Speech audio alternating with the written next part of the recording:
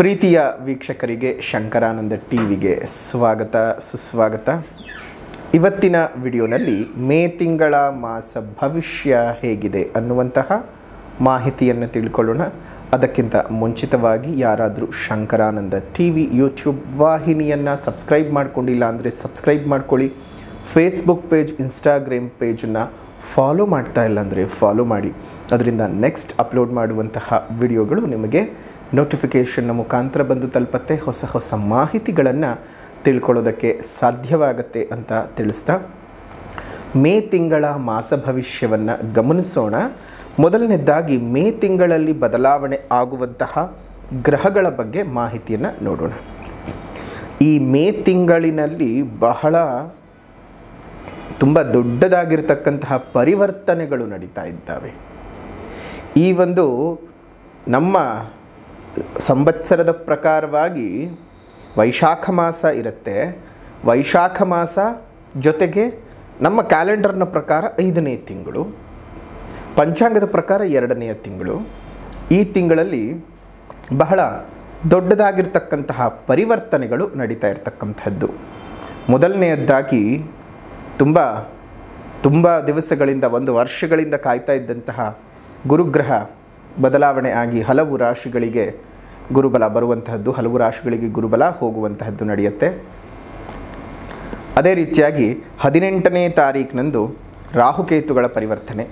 ಬಹಳ ವಿಶೇಷವಾಗಿದೆ ಈ ತಿಂಗಳು. ನೋಡಿ, 6ನೇ ತಾರೀಕು 5ನೇ ತಿಂಗಳು 2025ಕ್ಕೆ ಮೇಷರಾಶಿಗೆ ಬುಧನ ಪರಿವರ್ತನೆಯಾಗ್ತಾ ಇದೆ. ಅದೇ ರೀತಿಯಾಗಿ 14ನೇ ತಾರೀಕು 5ನೇ ತಿಂಗಳು 2025ಕ್ಕೆ ವೃಷಭ ರಾಶಿಗೆ ರವಿ ಪ್ರವೇಶ ಮಾಡ್ತಾ ಇದ್ದಾನೆ. ಮೇಷ ಸಂಕ್ರಮಣವಾಗ್ತದೆ.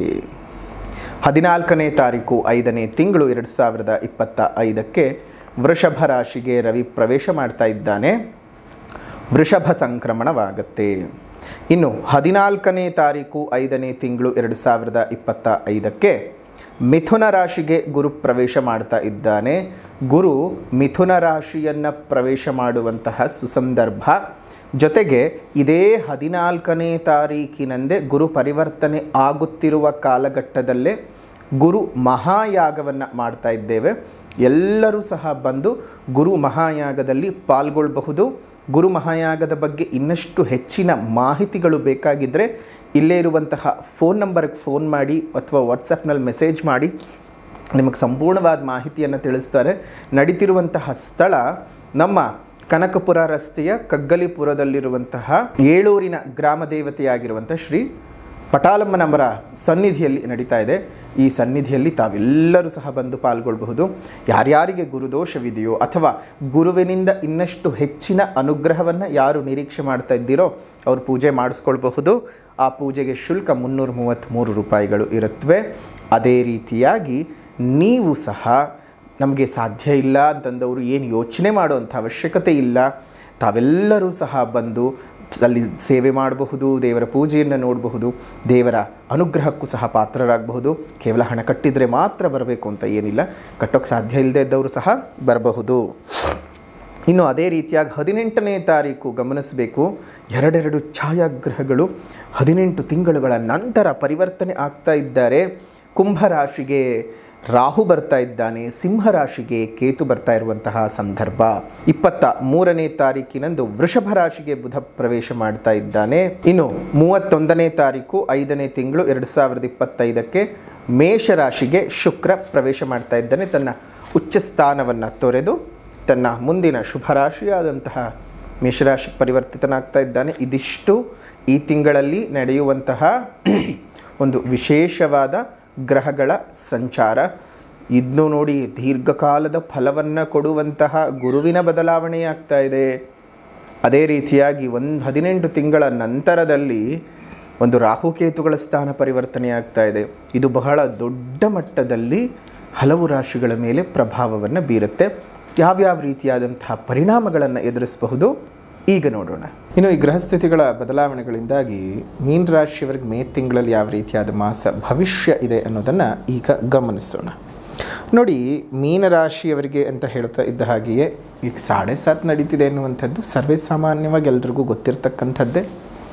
ಹಲವಾರು ಜನರು ಆತಂಕ ಪಟ್ಕೊಂಡಿದ್ದೀರಾ. ಇನ್ನು ಹಲವಾರು ಜನರು ನಮ್ಮ ಈ ಶಂಕರಾನಂದ ಟಿ ವಿಯಲ್ಲಿ ಬರುವಂತಹ ಅನೇಕ ಶನಿಗೆ ಸಂಬಂಧಪಟ್ಟಂತಹ ಮಾಹಿತಿಗಳನ್ನು ತಿಳ್ಕೊಂಡು ಒಂದಷ್ಟು ನೆಮ್ಮದಿಯನ್ನು ಸಹ ಪಟ್ಕೊಂಡಿದ್ದೀರ. ಕಾರಣ ಶನಿ ಕೇವಲ ಕೆಡುಕು ಮಾತ್ರನೇ ಮಾಡುವಂಥವನಲ್ಲ, ಶನಿ ಶುಭವನ್ನೂ ಮಾಡ್ತಾನೆ ಅಂತ ಹೇಳಿ ನಾವು ಹೇಳಿದ ನಂತರದಲ್ಲಿ ಮತ್ತು ಈ ಹೊಂಬು ಶನಿಯ ಪ್ರಭಾವ ಯಾವ ರೀತಿಯಾಗಿ ಇರುತ್ತೆ ಅನ್ನುವಂತಹ ಮಾಹಿತಿಯನ್ನು ನಮ್ಮ ಶಂಕರಾನಂದ ಟಿ ವಿಯ ಮುಖಾಂತರವಾಗಿ ತಿಳಿದ ಅದೆಷ್ಟೋ ಜನರು ಈಗ ಹೌದಪ್ಪ ಇದು ಕೇವಲ ಶನಿಯಿಂದ ಆಗ್ತಾ ಇರೋದಲ್ಲ, ಬೇರೆ ಬೇರೆ ಗ್ರಹದ ಕಾಟವೂ ಇದೆ, ಅದು ಅಲ್ಲದೆ ಈ ಶನಿಯ ಒಂದು 7.5 ಪ್ರಭಾವದಲ್ಲಿ ನನಗೆಷ್ಟೋ ಒಳ್ಳೆಯದು ಆಗಿದೆ ಅಂತ ಅವ್ರಿಗವರೇ ರಿಯಲೈಸ್ ಮಾಡ್ಕೊಳ್ತಾ ಇರುವಂಥ ವಿಚಾರವಾಗಿದೆ. ಜೊತೆಗೆ ಅಷ್ಟು ಮಾತ್ರ ಅಲ್ಲದೆ ನಮ್ಮ ಈ ಸಾಮಾಜಿಕ ಜಾಲತಾಣಗಳಲ್ಲಿ ಒಂದು ಹೊಸ ಚರ್ಚೆಗೂ ಸಹ ಅದು ಗ್ರಾಸವಾಗಿದೆ ಅಂದರೆ ತಪ್ಪಾಗಲಿಕ್ಕಿಲ್ಲ. ಹಲವಾರು ವಿದ್ವಾಂಸರುಗಳು ಸಹ ಈ ಅಂಶವನ್ನು ಇಷ್ಟು ದಿವಸಗಳು ಮುಚ್ಚಿಟ್ಕೊಂಡಿದ್ದರು, ಅಥವಾ ಅವ್ರಿಗೆ ಹೇಳಬೇಕು ಅಂತ ಅನಿಸಿತ್ತೋ ಇಲ್ವೋ ಗೊತ್ತಿಲ್ಲ. ನಾವು ಹೇಳಿದ ನಂತರದಲ್ಲಿ ಅದಕ್ಕೊಂದಷ್ಟು ಪೂರಕವಾದ ವಿಚಾರಗಳನ್ನು ಆಯಾ ವಿದ್ವಾಂಸರುಗಳು ಸಹ ಜ್ಯೋತಿಷ್ಯರೂ ಸಹ ಅದಕ್ಕೆ ಪೂರಕವಾಗಿ ವಿಚಾರಗಳನ್ನು ಅವರು ಅಧ್ಯಯನ ಮಾಡಿ ಇನ್ನೊಂದಷ್ಟು ಜನರಿಗೆ ತಲುಪಿಸುವಂಥ ಕೆಲಸವನ್ನು ಮಾಡ್ತಾ ಇದ್ದಾರೆ. ಅದಕ್ಕೆ ಮೂಲ ಕಾರಣ ನಮ್ಮ ಶಂಕರಾನಂದ ಟಿ ವಿ ಅಂತಲೇ ಹೇಳೋಕ್ಕೆ ಸಾಧ್ಯವಾಗುತ್ತೆ. ಸೊ ಅದಕ್ಕೆ ಹೆಮ್ಮೆಯೂ ಸಹ ನಮಗೆ ಇದೆ. ಇನ್ನು ಮೀನ ರಾಶಿಯವರಿಗೆ ಗಮನಿಸಬಹುದು, ನಾವು ಇನ್ನೊಮ್ಮೆ ಹೇಳ್ತೇವೆ, ಎಷ್ಟನೇ ಬಾರಿ ಬರ್ತಿದೆ ತಿಳ್ಕೊಳ್ಳಿ, ಆತಂಕ ಬೇಕಾಗಿಲ್ಲ. 2ನೇ ಬಾರಿ ಬಂದರೆ ಇದು ಹೊಂಬು ಶನಿ ಆಗ್ತದೆ. ಹೊಂಬು ಶನಿಯ ಪ್ರಭಾವ ನಿಮಗೆ ಕೆಡಕಾಗಲಾರದು, ಒಳಿತೇ ಆಗ್ತದೆ.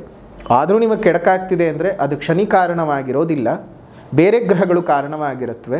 ಅವು ಏನು ದಶೆ ನಡೀತಿದೆ, ಏನು ಭುಕ್ತಿ ನಡೀತಿದೆ, ಯಾಕೆ ಸಮಸ್ಯೆ ಬರ್ತಾ ಇದೆ ಅನ್ನೋದನ್ನು ಜನ್ಮಜಾತಕವನ್ನು ತಿಳ್ಕೊಂಡು ನಾವು ನಿರ್ಧಾರವನ್ನು ಮತ್ತು ಪರಿಹಾರದ ನಿರ್ಣಯವನ್ನು ಮಾಡಬೇಕಾಗ್ತದೆ. ಒಮ್ಮೆ ಜನ್ಮಜಾತಕವನ್ನು ತೋರಿಸ್ಕೊಳ್ಳಿ. ನೀವು ವೈಶಾಖ ಮಾಸ ಅಥವಾ ಮೇ ತಿಂಗಳು ಅಂತ ಬಂದಾಗ ಈ ಒಂದು ತಿಂಗಳಲ್ಲಿ ರಾಶಿಯಲ್ಲೇ ಶುಕ್ರ ಮತ್ತು ಶನಿ ಇರ್ತಕ್ಕಂಥದ್ದು, ತೃತೀಯದಲ್ಲಿ ರವಿ ಮತ್ತು ಬುಧರ ಸಂಚಾರವಾಗ್ತದೆ, 4ನೇ ಮನೆಯಲ್ಲಿ ಗುರುವಿನ ಸಂಚಾರ, 5ನೇ ಮನೆಯಲ್ಲಿ ಕುಜನ ಸಂಚಾರ, 6ನೇ ಮನೆಯಲ್ಲಿ ಕೇತುವಿನ ಸಂಚಾರ, 12ನೇ ಮನೆಯಲ್ಲಿ ರಾಹುವಿನ ಸಂಚಾರ. ಈ ರೀತಿಯಾದಂತಹ ಒಂದು ಪ್ರಭಾವವನ್ನು ನೋಡೋದಕ್ಕೆ ಸಾಧ್ಯವಾಗುತ್ತೆ. ಇಲ್ಲಿ ನೋಡಿ, ಹಲವು ಬಾರಿ ಚಂದ್ರನ ಸಂಚಾರವು ಕುಂಭರಾಶಿಯಿಂದ ಸಿಂಹರಾಶಿಯವರೆಗೂ ಈ ಒಂದು ಉತ್ತರೋತ್ತರ ರಾಶಿಗಳಲ್ಲಿ ನಡಿಬೇಕಾದಾಗ ಸಂಪೂರ್ಣವಾಗಿ ಕಾಲಸರ್ಪ ಯೋಗ ಉಂಟಾಗ್ಬಿಡುತ್ತದೆ.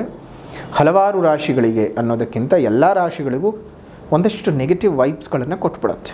ಅದನ್ನು ಹೊರತುಪಡಿಸಿ ಈ ದಕ್ಷಿಣದ ರಾಶಿಗಳಂತ ಬಂದಾಗ, ಆ ದಕ್ಷಿಣದ ರಾಶಿಗಳಲ್ಲಿ ಚಂದ್ರನ ಸಂಚಾರವಿದ್ದಾಗ ಆ ಒಂದು ಕಾಲಸರ್ಪ ಯೋಗ ಒಡೆದು ಹೋಗ್ತಕ್ಕಂಥದ್ದು.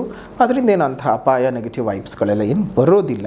ಇನ್ನು ಮೀನ ರಾಶಿಯವರಿಗೆ ಸಪ್ರೇಟಾಗಿ ಹೇಳಬೇಕು ಅಂತ ಬಂದಾಗ ನೋಡಿ, ನಿಮ್ಮ ಷಷ್ಠಾಧಿಪತಿಯಾದಂತಾಗಿರುವಂತಹ ರವಿ ಬುಧಾದಿತ್ಯ ಯೋಗದಲ್ಲಿ 3ನೇ ಮನೆಯಲ್ಲಿರ್ತಕ್ಕಂಥದ್ದು. ಆರೋಗ್ಯದ ಬಗ್ಗೆ ಸ್ವಲ್ಪ ಕಾಳಜಿ ಮಾಡಿ, ತುಂಬ ಹೆಲ್ತ್ ಇಶ್ಯೂಸ್ಗಳಾಗುತ್ತೆ.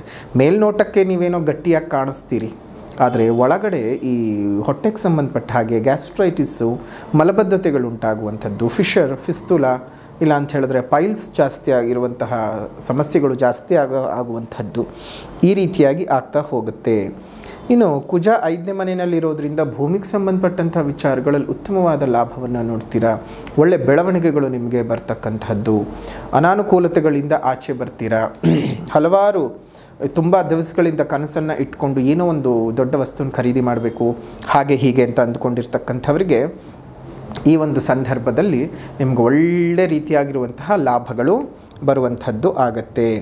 ಇನ್ನು ಈ 12ನೇ ಮನೆಯಲ್ಲಿ ರಾಹು ಇರೋದ್ರಿಂದ ಒಂದು ಸ್ವಲ್ಪ ಅನಾವಶ್ಯಕ ಖರ್ಚುಗಳು ಸಹ ಜಾಸ್ತಿ ಆಗುತ್ತೆ. ಮೀನ ರಾಶಿಯವರು ಯಾವಾಗಲೂ ಕೈ ತೂತು ಅಂತ ನಾವು ತುಂಬ ಬಾರಿ ಹೇಳ್ತಾನೆ ಇರ್ತೇವೆ. ಸ್ವಲ್ಪ ತೂತಾಗಿರೋ ಕೈ ಇನ್ನೊಂದಷ್ಟು ಅಗಲ ಜಾಸ್ತಿ ಹೋಲ ಹೆಚ್ಚಿಗೆ ಆಗ್ತದೇನೋ. ನಿಮ್ಗೆ ಹಣಕಾಸಿನ ಒಳಹರಿವು ಚೆನ್ನಾಗಾಗ್ತದೆ. ರಿಯಲ್ ಎಸ್ಟೇಟ್ ಮಾಡ್ತಾ ಇರುವಂಥವ್ರಿಗೆ, ಲ್ಯಾಂಡ್ ಡೆವಲಪಿಂಗ್ ಕೆಲಸವನ್ನು ಮಾಡ್ತಾ ಇರುವಂಥವ್ರಿಗೆ, ಈ ಕ್ರಯ ವಿಕ್ರಯ ಕೆಲಸವನ್ನು ಮಾಡುವಂಥವ್ರಿಗೆ ಹೆಚ್ಚಿನ ಲಾಭಗಳು. ಮೀಡಿಯೇಟರ್ಗಳಾಗಿರುವಂಥವ್ರಿಗೆ, ಮಧ್ಯವರ್ತಿಗಳು, ಬ್ರೋಕರ್ಗಳಾಗಿರುವಂಥವ್ರಿಗೆ ಹೆಚ್ಚಿನ ಲಾಭಗಳು ಬಂದು ಸೇರುತ್ತೆ. ಕುಟುಂಬ ಸ್ಥಾನದಲ್ಲಿ ಗುರು ಇದ್ದಾನೆ. ಸೊ ಹಾಗಾಗಿ ಅದು ಒಂದು ಸ್ವಲ್ಪ ಏನಾಗ್ತದೆ ಅಂತ ಹೇಳಿದ್ರೆ, ಸೊ ಏನೋ ಒಂದು ಕಡೆ ಕಿರಿಕಿರಿ ತಂದು ಕೊಟ್ಬಿಡೋದು, ಈ ಅಪ್ಪ ಮಕ್ಕಳ ನಡುವೆ, ಅಮ್ಮ ಮಕ್ಕಳ ನಡುವೆ ಏನೋ ಒಂದಿಷ್ಟು ವೈಷಮ್ಯಗಳು ಬೆಳೀತಕ್ಕಂಥದ್ದು, ಹುಸಿ ಮುನಿಸುಗಳಿಗೆ ಕಾರಣವಾಗ್ತಕ್ಕಂಥದ್ದೆಲ್ಲ ಆಗುತ್ತೆ. ಆದರೆ ಗುರುವಿನ ದೃಷ್ಟಿಯು ನಿಮ್ಮ ಕರ್ಮಸ್ಥಾನದ ಮೇಲೆ ಬೀಳ್ತಾ ಇರುವುದರಿಂದಾಗಿ ಕೆಲಸ ಕಾರ್ಯಗಳಲ್ಲಿ ಅಖಂಡ ವಿಜಯ ಪ್ರಾಪ್ತಿ ಯೋಗ, ತುಂಬ ದೊಡ್ಡ ಮಟ್ಟದ ಸಾಧನೆಯನ್ನು ಮಾಡ್ತೀರಿ. ನಿಮ್ಮನ್ನು ಒಂದು ದೊಡ್ಡ ಶಿಖರದಲ್ಲಿ ನಿಮ್ಮನ್ನು ನೀವು ನೋಡ್ಕೊಳ್ಬಹುದು. ಕರಿಯರ್ ಲೈಫ್ ಪೀಕಿಗೆ ಹೋಗಿ ಕೂತ್ಕೊಳ್ಳುತ್ತೆ ಈ ತಿಂಗಳು ಮೀನರಾಶಿಯವರಿಗೆ. ಏನೇನು ಬೇಕೋ ಎಲ್ಲ ಸಾಧನೆ ಮಾಡ್ಕೊಳ್ಳಿ, ಆದರೆ ಸ್ವಲ್ಪ ತಾಳ್ಮೆಯಾಗಿರಿ, ಮಾತಿನ ಮೇಲೆ ಹಿಡಿತ ಇಟ್ಕೊಳ್ಳಿ. ನಿಮ್ಮನ್ನು ಯಾರೂ ಅರ್ಥ ಮಾಡ್ಕೊಳ್ಳೋದಕ್ಕೆ ಸಾಧ್ಯವೇ ಇಲ್ಲ. ನಿಮ್ಮಷ್ಟು ಎಮೋಷ್ನಲ್ ಆಗಿರುವಂಥವರನ್ನು, ನಿಮ್ಮಷ್ಟು ಭಾವನಾ ಜೀವಿಗಳನ್ನು, ನಿಮ್ಮಷ್ಟು ಹೆಲ್ಪಿಂಗ್ ನೇಚರ್ ಇರುವಂಥವ್ರನ್ನ ಪ್ರಪಂಚದಲ್ಲಿ ಇನ್ನೊಬ್ಬರನ್ನು ಹುಡುಕಿದ್ರೂ ಸಹ ಸಿಕ್ಕಲ್ಲ. ಆದರೆ ನೀವಾಡುವಂತಹ ಮಾತುಗಳು, ನಿಮ್ಮ ಫ್ರಸ್ಟ್ರೇಟೆಡ್ ಟಾಕ್ಗಳು, ಅವು ನಿಮ್ಮನ್ನು ಕೆಟ್ಟ ವ್ಯಕ್ತಿಯನ್ನಾಗಿ ಬಿಂಬಿಸಿ ಆಗುವ ಕೆಲಸ ಕಾರ್ಯಗಳಿಗೂ ಅಡ್ಡಿ ಮಾಡಿಕೊಳ್ಬಹುದು. ಹುಷಾರು, ಆ ಒಂದು ವಿಚಾರದಲ್ಲಿ ಜಾಗ್ರತೆಯಾಗಿ ಇರಬೇಕು.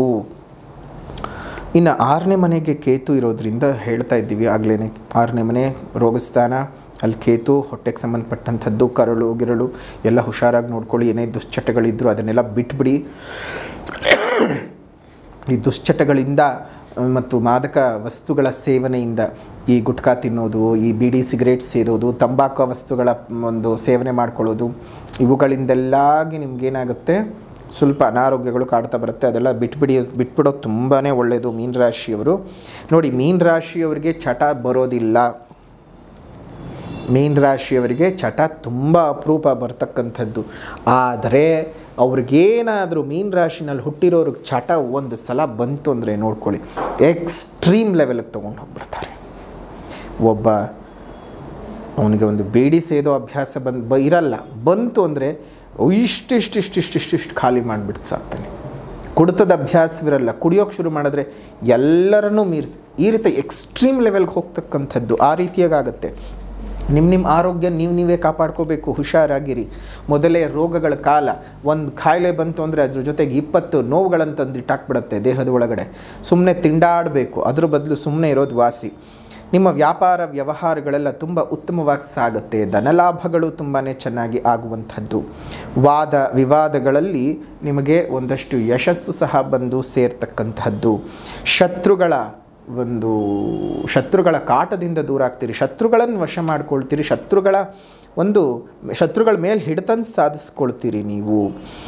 ಪ್ರೇಮ ವಿವಾಹ ಮಾಡ್ಕೊಳ್ಳೋದಕ್ಕೆ ಇದು ಬಹಳ ಸಕಾಲ ಅಂತಲೇ ಹೇಳಬಹುದು. ಈ ಒಂದು ತಿಂಗಳಲ್ಲಿ ಅನೇಕ ಪ್ರೇಮಿಗಳಿಗೆ ವಿವಾಹದ ಯೋಗ ಬಂದು ಸಹ ಸೇರ್ತಕ್ಕಂಥದ್ದು. ವಿದ್ಯಾರ್ಥಿಗಳಿಗೆ ವಿದ್ಯೆನಲ್ಲಿ ಬಹಳ ಪ್ರಗತಿ ಉಂಟಾಗ್ತದೆ. ಹೆಂಡತಿ ಮಕ್ಕಳೊಟ್ಟಿಗೆ ಇದ್ದಂತಹ ಅನೇಕ ವೈಮನಸ್ಯಗಳು ದೂರ ಆಗ್ತಕ್ಕಂಥದ್ದು. ಜೀವನದಲ್ಲಿ ಬಹಳ ನೆಮ್ಮದಿ, ಸಂತೋಷ, ಸುಖ ಜೀವನ ಪ್ರಾಪ್ತಿಯ ಯೋಗ. ಬಹಳ ಮನಸ್ಸಿಗೆ ಹರ್ಷದಾಯಕವಾದಂತಹ ಅನೇಕ ಘಟನೆಗಳು ನಡೆಯುತ್ತೆ. ನಿಮ್ಮ ವಿರೋಧಿಗಳಿಗೆ ಮುಖಭಂಗಗಳು ಉಂಟಾಗ್ತಕ್ಕಂತಹದ್ದು, ಸರ್ಕಾರಿ ಕೆಲಸಗಳು ಸಾಫಲ್ಯವಾಗ್ತಕ್ಕಂತಹದ್ದು ಆಗತ್ತೆ. ಸೊ ಒಟ್ಟಾರೆಯಾಗಿ ಮೀನರಾಶಿಯವರಿಗೆ ಬಹಳ ಅತ್ಯಂತ ಮಹತ್ವಪೂರ್ಣವಾಗಿರತಕ್ಕಂತಹ ಮಾಸ. ಗುರುಬಲವಿಲ್ಲ, ಶನಿ ಬಲವಿಲ್ಲ, ಆದರೂ ಸಹ ಬೇರೆ ಗ್ರಹಗಳ ಮತ್ತು ದೈವದ ಬಲದಿಂದಾಗಿ ಬಹಳ ಚೆನ್ನಾಗಿ ನಿಮ್ಮ ಜೀವನ ಒಂದು ನಡ್ಕೊಂಡು ಹೋಗುತ್ತೆ.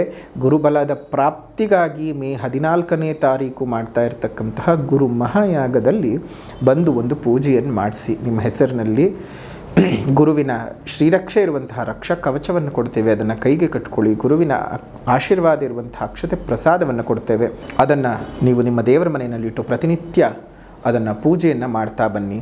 ಅದೇ ರೀತಿಯಾಗಿ ಪ್ರತಿಯೊಬ್ಬರೂ ಸಹ ಅಷ್ಟೇ, ಗುರುವಿನ ರಕ್ಷೆ ಇಲ್ಲ ಅಂತ ಅಂದ್ಕೊಳ್ಳೋಕ್ಕೆ ಹೋಗಬೇಡಿ. ಯಾಗದಲ್ಲಿ ಬಂದು ಪೂಜೆಯನ್ನು ಮಾಡಿಸಿ. ಅದಕ್ಕೆ ಕೇವಲ 333 ರೂಪಾಯಿಗಳ ಶುಲ್ಕವಿದೆ. ಹೆಚ್ಚಿನ ಮಾಹಿತಿ ಬೇಕು ಅಂದರೆ ಇಲ್ಲೇ ಇರುವಂತಹ ಫೋನ್ ನಂಬರ್ಗೆ ಫೋನ್ ಮಾಡಿ.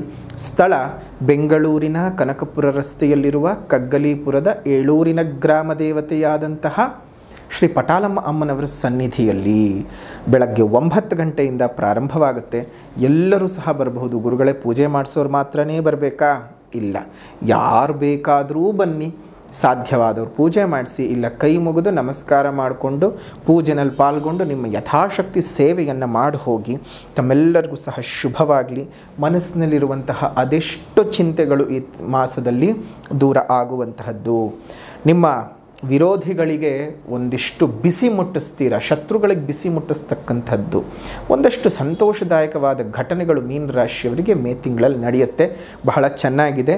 ಅದು ಚೆನ್ನಾಗಿದೆ ಅಂದ ತಕ್ಷಣ ಪರಿಹಾರ ಮಾಡ್ಕೊಳ್ಬಾರ್ದು ಅಂತಲ್ಲ. ಪರಿಹಾರ ಅಂತ ಬಂದಾಗ ಮೊದಲನೇದಾಗಿ ಸಾಮಾಜಿಕ ಪರಿಹಾರ ಅಂತ ಬರ್ತಾ ಇದ್ದ ಹಾಗೆಯೇ ಪ್ರಕೃತಿಯನ್ನು ಉಳಿಸಿ, ಪ್ರಕೃತಿಯನ್ನು ಬೆಳೆಸಿ, ಇನ್ನಿತರ ಜೀವಜಂತುಗಳಿಗೆ ಒಂದಷ್ಟು ಆಸರೆಯಾಗಿರಿ. ನಮ್ಮ ಮುಂದಿನ ಪೀಳಿಗೆಗಳು ಚೆನ್ನಾಗಿರಬೇಕಂದ್ರೆ ಇಂದು ಹಸಿರನ್ನು ಉಳಿಸ್ಕೊಳ್ಬೇಕು. ಸಾಧ್ಯವಾದ ಕಡೆ ಗಿಡಗಳನ್ನು ನೆಟ್ಟು ಪೋಷಣೆ ಮಾಡೋಣ, ಮರಗಳನ್ನು ಉಳಿಸ್ಕೊಳ್ಳೋಣ. ನಿಮ್ಮ ಮನೆ ಮುಂದೆ ಮತ್ತು ಮೇಲ್ಭಾಗದಲ್ಲಿ ಸಣ್ಣ ಸಣ್ಣ ಕುಂಡಗಳಲ್ಲಿ ನೀರನ್ನು ಇಡ್ತಾ ಬನ್ನಿ. ಅದರಿಂದ ಅದೆಷ್ಟೋ ಜೀವಜಂತುಗಳಿಗೆ ನೀವು ಕೊಡುವಂತಹ ಒಂದು ಹನಿಯ ನೀರು ಅವುಗಳ ಪ್ರಾಣವನ್ನು ಉಳಿಸೋದಕ್ಕೆ ಸಾಧ್ಯವಾಗುತ್ತೆ. ಒಂದು ಜೀವಿಯ ಪ್ರಾಣವನ್ನು ಉಳಿಸಿದ ಪುಣ್ಯದ ಫಲ ನಿಮಗೆ ಸಿಗುತ್ತೆ. ಬಹಳ ಅತ್ಯುತ್ತಮವಾದಂತಹ ಯೋಗ ಫಲವನ್ನು ದೇವರೇ ನಿಮಗೆ ಅನುಗ್ರಹ ಮಾಡಿದಾಗ ಇನ್ಯಾವುದೇ ರೀತಿಯ ಗ್ರಹ ಬಲಗಳ ಬಗ್ಗೆ ಯೋಚನೆ ಮಾಡೋದು ಬೇಡ. ಅದಕ್ಕೆ ನಾವು ನಮ್ಮ ಪ್ರತಿ ವಿಡಿಯೋನಲ್ಲೂ ಹೇಳ್ತಿರ್ತೀವಿ, ಗ್ರಹ ಬಲಕ್ಕಿಂತ ದೈವ ಬಲ ದೊಡ್ಡದು. ದೈವ ಬಲವನ್ನು ಪಡ್ಕೊಳ್ಳೋದ್ರಲ್ಲಿ ನೀವು ಮುಂದುವರಿತಾ ಹೋಗಿ ಅಂತ ಹೇಳ್ತಾ ಇರ್ತೀವಿ. ಆದರೆ ತುಂಬ ಜನ ಮಾಡ್ತಾ ಇದ್ದೀರಿ, ತುಂಬ ಜನ ಮಾಡ್ತಾ ಇಲ್ಲ. ಮಾಡದೇ ಇದ್ದಂತಹವರು ಇನ್ನಾದರೂ ಅದನ್ನು ಶುರು ಮಾಡಿ, ಮಾಡ್ತಾ ಇರುವಂತಹವರು ನಿಲ್ಲಿಸದೆ ಮುಂದುವರಿಸ್ತಾ ಹೋಗಿ. ಸಾಮಾಜಿಕ ಪರಿಹಾರದ ನಂತರದಲ್ಲಿ ಆಧ್ಯಾತ್ಮಿಕ ಪರಿಹಾರ ಅಂತ ಹೇಳಿದಾಗ ನೀವು ಮಾಡಬೇಕಾಗಿರುವಂಥದ್ದು ಮೀನಾಕ್ಷಿ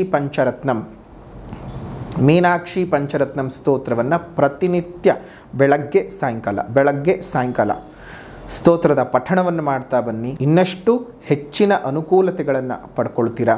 ಬಹಳ ಶುಭವಾದ ವಾತಾವರಣ ಮೀನರಾಶಿಯವರಿಗೆ ಬರುತ್ತೆ ಅಂತ ಹೇಳ್ತಾ, ಇದಾಗಿತ್ತು ಮೇ ತಿಂಗಳ ವೈಶಾಖ ಮಾಸ ಭವಿಷ್ಯ ಮೀನರಾಶಿಯವರಿಗೆ ಹೇಗಿದೆ ಅಂತ. ವಿಡಿಯೋ ಇಷ್ಟ ಆಗಿದ್ದರೆ ಲೈಕ್ ಮಾಡಿ, ಶೇರ್ ಮಾಡಿ, ಕಮೆಂಟ್ ಮಾಡಿ. ಮತ್ತೊಂದು ವಿಡಿಯೋನಲ್ಲಿ ಭೇಟಿ ಮಾಡ್ತೇವೆ. ಅಲ್ಲಿವರೆಗೂ ನಮಸ್ಕಾರ. ಲೋಕಾ ಸಮಸ್ತ ಸುಖಿನೋ ಭವಂತು, ಸಕಲ ಸನ್ಮಂಗಳಾನಿ ಭವಂತು, ಸರ್ವೇ ಜನಾಃ ಸುಖಿನೋ ಭವಂತು, ಸಮಸ್ತ ಸನ್ಮಂಗಳಾನಿ ಭವಂತು.